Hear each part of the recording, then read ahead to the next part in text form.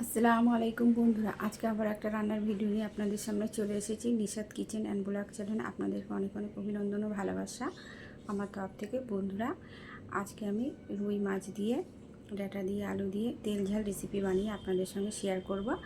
আপনারা পুরো ভিডিওটা দেখতে থাকুন।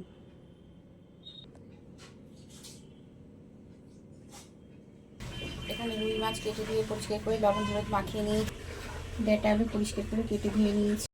কড়াটা বসিয়ে দিয়েছি, কড়াটা গরম হয়ে গেছে। এবার সর্ষের তেল দিয়ে দেব। তেলটা আমার গরম হয়ে গেছে, এবারে মাছগুলো ভেজে নেব।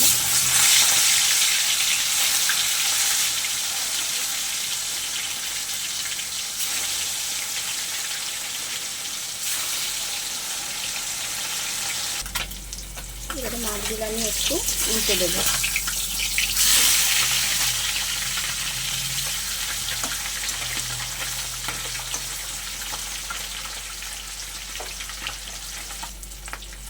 মাছগুলো আমার উল্টে পাল্টে ভালো করে লাল লাল করে ভাজা হয়ে গেছে। এবার তুলে নেব।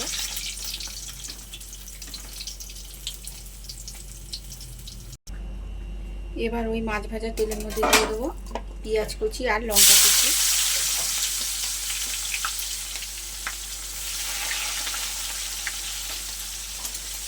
পেঁয়াজটা লঙ্কাটা লাল লাল করে ভেজে নেব। পেঁয়াজ আর লঙ্কা কুচি আমার লাল লাল করে ভাজা হয়ে গেছে। এবারে দিয়ে দেবো আলু। আলুটা আর একটু ভালো করে পেঁয়াজের সঙ্গে লাল লাল করে ভেজে নেব। আলু পেঁয়াজ লঙ্কা সব কিছু খুব ভালো করে ভাজা হয়ে গেছে। এবারে দিয়ে দেবো আদা রসুন বাটা।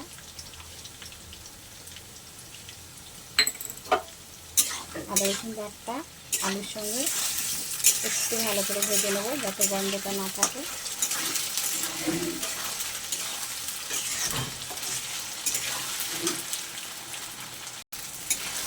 আদা রসুন বাটা আলু আর একটু ভালো করে ভেজে নিয়েছি।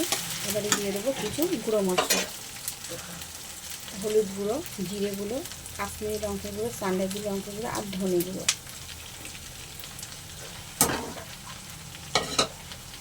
আলুর সঙ্গে একটু ভালো করে কষে নেব। আর দিয়ে দেবো পরিমাণ মতো লবণ।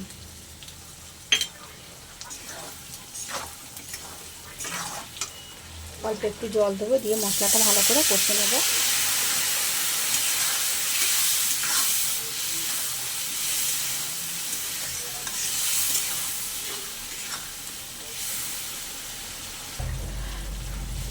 আলুটা আমার খুব ভালো করে কষানো হয়ে গেছে, মশলা থেকে তেল ছেড়ে দিয়েছে। এবার আমি দিয়ে দেবো কেটে ধুয়ে পরিষ্কার করে রাখা ডাঁটা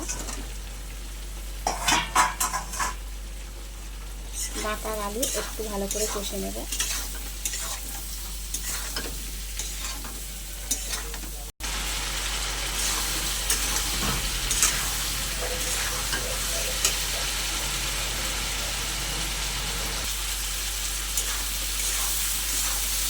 ডাঁটা আলু আমার খুব ভালো করে কষানো হয়ে গেছে, মশলা থেকে তেলও ছেড়ে দিয়েছে। এবারে দিয়ে দেবো পরিমাণ মতো জল।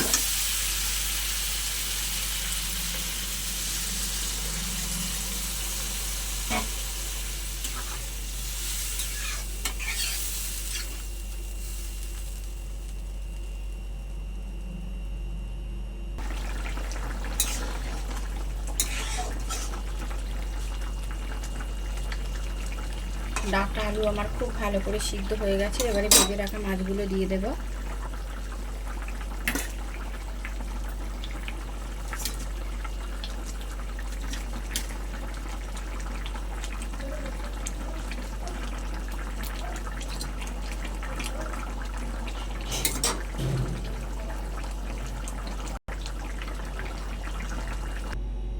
বন্ধুরা, রুই মাছ দিয়ে ডাঁটা আলু রেসিপি একদম রেডি। আমার রেসিপিটা যদি আপনাদের ভালো লেগে থাকে তাহলে অবশ্যই লাইক কমেন্ট ও সাবস্ক্রাইব করবেন।